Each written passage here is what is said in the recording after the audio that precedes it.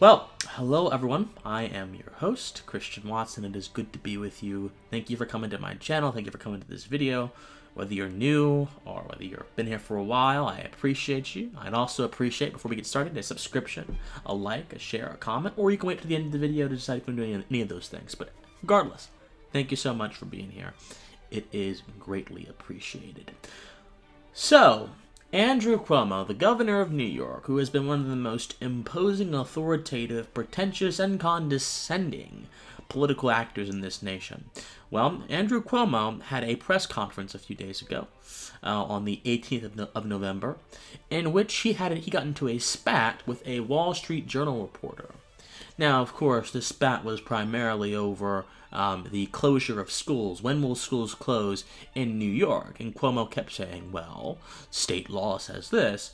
But, of course, Cuomo, as governor of New York, is the chief arbiter, or at least the chief enforcer, of state law. And so it would make sense for the chief enforcer of state law to know when his edicts go into effect. To which Cuomo simply said to the reporter, he diverged and he dodged. He said, well, you're being rude in your tone, you're being this, you're being that. This is how the exchange went. I'll show you a little bit of the exchange. All right. First of all, let's try not to be obnoxious and offensive in your tone, because you're 100% wrong. Parents are still confused as well. The schools in they're New not York City confused. tomorrow.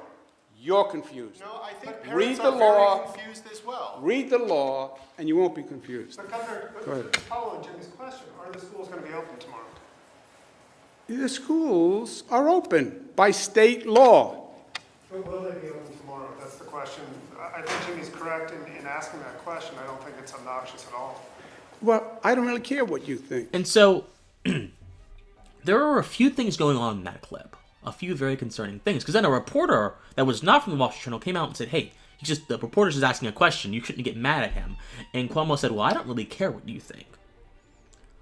Many people there just saw a rude and condescending miscreant who has managed to grip the mantle of the governorship.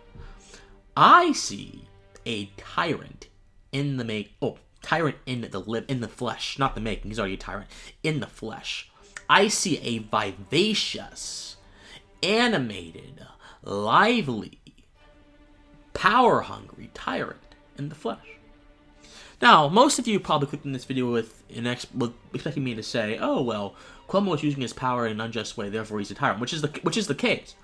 But there is both a political sense of tyranny and a personal sense of tyranny. And so, let's talk about the political sense first. The political sense, or rather actually the personal sense, because the personal sense kind of feeds into the political sense. So, the ancient Greeks, there was an ancient Greek philosopher named Xenophon, and Xenophon had this dialogue called Hiero, and depending on the translation, it'll come off as Hiero or Hiero this, Hiero that, Hiero or Tyrannicus, but typically it's just called Hiero. And it's a dialogue between Simonides, who is a lyric poet, and Hiero, who is a tyrant, who is a official, who is someone of royalty, someone of both public stature and material stature as well. And so they have a dialogue about tyranny. And Simonides starts a dialogue by saying, hey, Hiero, it appears to me that being a tyrant is a pretty good life. I'm paraphrasing, obviously. I mean, you have all this honor, you have pleasures abound, but Hiero then says, well, no, Simonides, being a tyrant appears to be a good life, but we have much fewer pleasures and much more intense pains. This is what Hiero says in the dialogue.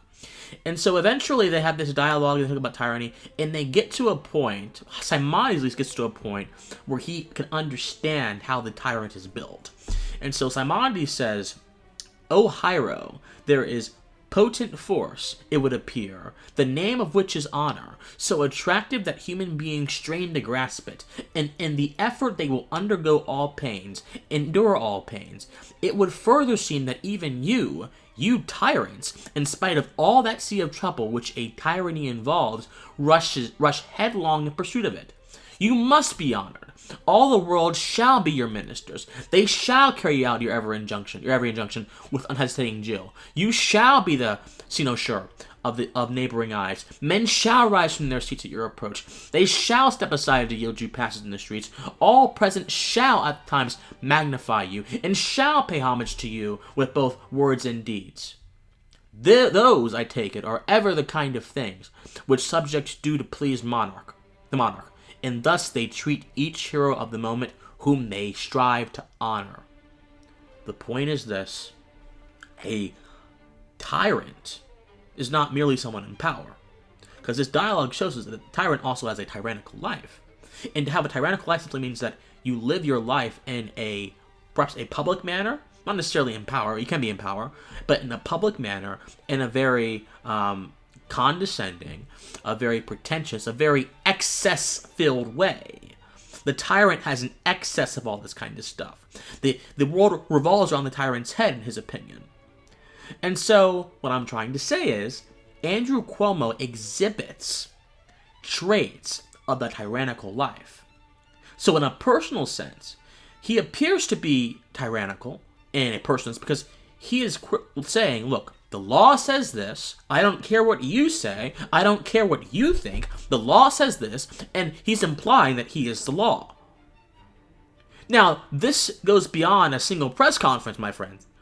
Andrew Cuomo tried to convince the sheriffs in New York with a oppressive, obtrusive edict to have a 10-person cap on Thanksgiving dinners. And guess what? Most of the sheriffs in upstate New York are saying, no, we will not do it. Even Democratic sheriffs, who are supposed to follow this madman's edicts, are saying no. One said, that is frankly frightening to me as an individual, frightening to democracy. It's arrogant and a violation of constitutional duty.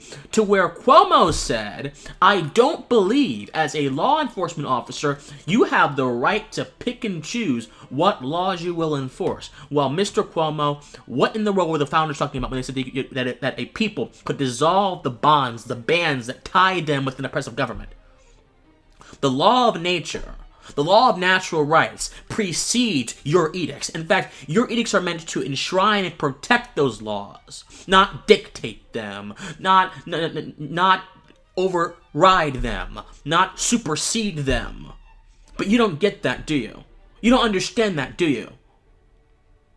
Andrew Cuomo exhibits both political tyranny, which is an unjust, unethical way of wielding political power to interfere into people's lives, and personal tyranny, which is a obtrusive, invisible excess of certain desires. He wants to be obeyed. He wants to be honored with the obedience, with the approbation of the press, with the approbation of his citizenry, as indicated by his actions. Guess what?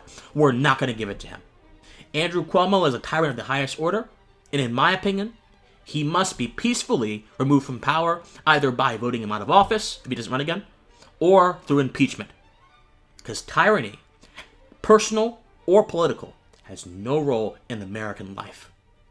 Think on it. As always, my friends, I love you, and please stay pensive.